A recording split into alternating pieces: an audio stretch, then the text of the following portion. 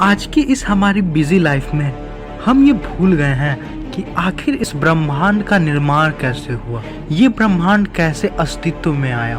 वैज्ञानिकों का मानना है कि हमारा यूनिवर्स अभी भी फैल रहा है, यानी हर सेकंड हमारा यूनिवर्स बढ़ रहा है। अगर हमें ये जानना है कि आखिर हमारा ब्रह्मांड बना कैसे, तो हमें समय में पीछे जाना होगा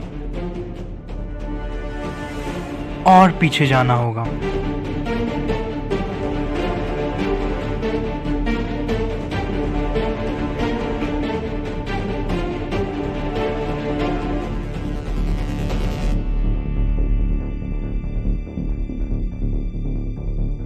अब हम समय में इतना पीछे आ गए हैं जहाँ ह्यूमन नहीं है। अभी इस ब्रह्मांड की सारी ऊर्जा एक एटम से भी छोटे साइज में बंद है। इस ब्रह्मांड में जो भी घटनाएं होने वाली हैं इस गोले के अंदर मौजूद है, जहाँ समय का कोई अस्तित्व नहीं है। पर अभी दुनिया जिसे हम जानते हैं वो सबका शुरुआत होने वाला है। किसी रहस्यमय कारण के चलते वो गोल आकार का एटम अचानक ब्लास्ट हो जाता है और ब्रह्मांड अस्तित्व में आ जाता है। एक सेकंड के करोड़वें सेकंड के अंदर ब्रह्मांड अपने अस्तित्व में फैलने लगता है और इसे ही हम कहते हैं द बिग बैंग। इस समय जो आप ब्लास्ट होते हुए देख रहे हो ये ऊर्जा है, यानी प्योर एनर्जी, और ये ऊर्जा पूरे ब्रह्मांड में और इस ब्रह्मांड का जन्म हो गया है।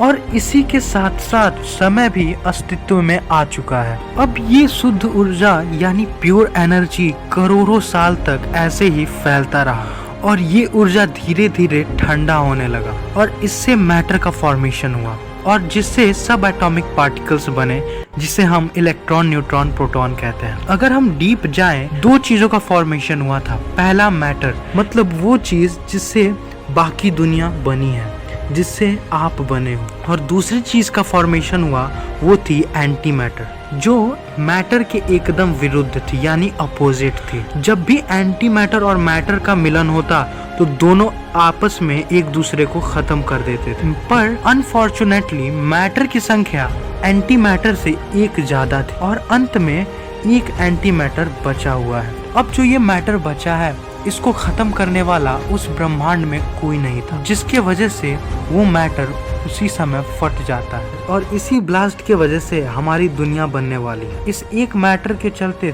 तारों और ग्रहों वाला ब्रह्मांड अस्तित्व में आ गया था और इस मैटर के चलते जितनी भी चीजें थी वो सारी अस्तित्व में आ चुकी हैं और सारी चीजें धीरे धीरे ठंडी होने लगी है। धूल जैसे दिखने वाले ब्रह्मांड में एक फोर्स काम करने लगा, जिससे सारे एटम एक दूसरे के तरफ आकर्षित होने लगे और ये फोर्स कोई और फोर्स नहीं बल्कि द फोर्स ऑफ ग्रेविटेशन, यानी गुरुत्वाकर्षण बल था। शुरुआत में इस ब्रह्मांड में ज्यादातर एटम हाइड्रोजन के एग्जिस्ट करने लगे और ग्रेविटी इन हाइड्रोजन एटम्स को आपस में कंप्रेस करने लगी और जिस जगह हाइड्रोजन एटम कंप्रेस होकर इकट्ठा होते थे उस जगह का टेम्परेचर हजारों डिग्री पहुंच जाता था। और अगर आपको याद होगा तो मैंने अपनी सन वाली वीडियो में आपको बताया था कि किसी भी तारे का फॉर्मेशन हाइड्रोजन की वजह से ही होता है। तो इस फ्यूजन के चलते इस ब्रह्मांड में पहला तारा एक्टिव हो गया, पहला तारा अस्तित्व में आ गया। इसी प्रकार लाखों करोड़ों सालों में अनेकों तारे अस्तित्व में आ गए थे।